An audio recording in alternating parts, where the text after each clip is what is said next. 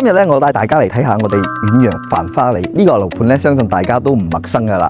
咁亦都係我哋港人嘅至愛之一喎。點解咧？因為佢樓下配套好完善，而且翻港珠澳大橋咧只需25分鐘，仲有直通巴士翻到去嘅添。如果揸車嘅朋友嘅話，自己揸車嚟只係花半個鐘時間就可以嚟到啦。咁真係非常之方便啦。咁點解今日要帶大家嚟睇下呢個樓盤呢？因為呢度推出咗新流動，而且佢嗰個使用率係接近120%嘅。咁繁花里嘅成個綠化咧係佔咗38%嘅一個綠化率嚟嘅，真係一個非常之高嘅綠化率。前期係分3期開發，咁而家開嘅係第4期。咁3期嘅話，佢入住率你而家見到咧，所有嘅入住率都已經非常之高噶啦，已經係有人喺度住嘅。咁亦都係非常之多港人星期六日咧會翻嚟呢度度假，翻嚟住翻嘅咁樣。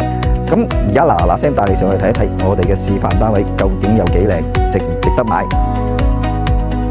好，咁我哋而家嚟到我哋89方嘅戶型啦，亦即係我哋講嘅910幾尺。咁我哋睇翻呢度啦，入門口嘅時候咧，我哋呢度會有一個空間俾我哋去做一個洗衣房嘅。咁本身係而家個陽光陽台嚟嘅，咁但係我哋可以利用咗佢咧，咁令到我哋嘅空間會更加個隱私性同埋自己嘅舒適度會好啲嘅。咁我哋再睇翻呢個廚房啦，廚房咧，我哋而家做咗一個開放式嘅廚房，但係佢本身咧就係一間廚房喺呢度要長嘅，我哋剝咗佢，自己設計嚟一個開放式嘅廚房。另外添加咗一個咁樣嘅防煙門，咁樣嘅話我哋煮餸嘅時候啊，油煙亦都唔怕會走出嚟啦。咁再睇翻我哋呢個位置，呢個位置嘅話就係一個餐廳嘅位置啦。餐廳嘅話其實亦都係非常之寬闊嘅。咁如果係朋友嚟聚餐嘅話，坐低係完全係冇問題嘅。咁客廳嘅位置啦，客廳嘅話而家見到呢度係3.5米嘅一個開間，亦都係非常之光猛嘅。咁我哋坐喺度睇電視嘅時候咧，其實呢個距離真係非常之舒服噶。咁陽台呢度咧，我哋幫你做咗一個封窗嘅設計。咁封咗窗之後咧，睇出去成個景色咧係完全嗰個視野咧係通透好多嘅，非常之舒服啊！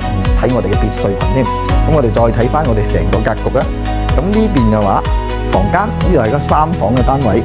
咁見到呢個房間啦，嗱呢個房間咧，我哋就係做咗少少改動嘅，將佢改造成一個電競房。咁樣嘅話，我哋係平時有個自己嘅私人空間咧，可以喺度睇下電影啊，睇下書啊。做下個書房亦都冇問題嘅。咁呢邊就係我哋嘅一個公共衛浴。咁睇上去嘅話，亦都係非常之乾淨企理，而且做咗乾濕分離，仲送埋我哋嘅 LED 燈鏡面嘅添。咁入到嚟呢個位置啦，呢個位置咧，呢度本身亦都係一間房嚟嘅。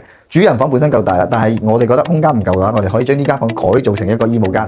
衣帽間嘅話，咁你行李箱啊、衣服啊，全部都可以放晒喺呢度啦。咁去旅遊嘅朋友，咁你買更加多嘅手信翻嚟都唔怕冇地方擺啦，係嘛？咁我哋再睇翻主人房啦，主人房空間非常之足，3邊落床位，而且係南向嘅一個採光窗。咁我哋睇翻出去，亦都係同樣係我哋嘅一個別墅群嘅景色嚟嘅，亦都係非常之舒服嘅。咁我哋再睇翻成個格局啦，成個格局頭先計埋我哋嘅洗衣房嗰個空間嘅話，其實佢都可以改造一間房嘅，只不過我哋攞嚟做晒3個功能嘅話，咁樣我哋係比較好啲。咁但係呢個重點嘅係，如果你買呢個單位嘅話，同時你覺得呢個空間唔夠，你又唔想話太大得滯嘅話，咁你可以順便買埋隔離嗰個單位，打通埋佢啦，咁你就會變成190方嘅一個大單位啦。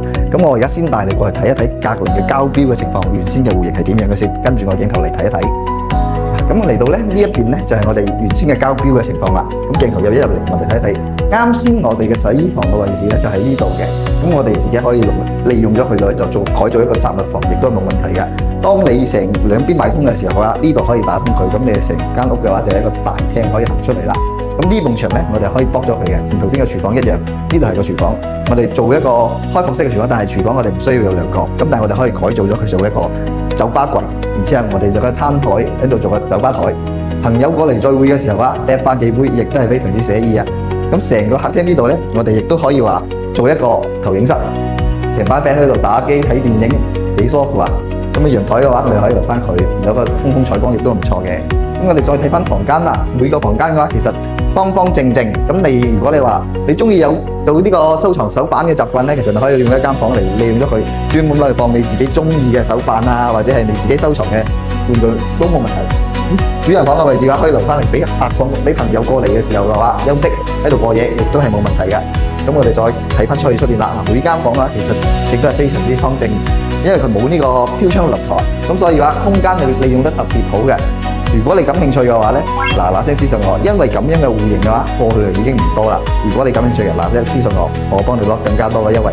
記住，頭期只需要20萬一個咁樣嘅單位啫。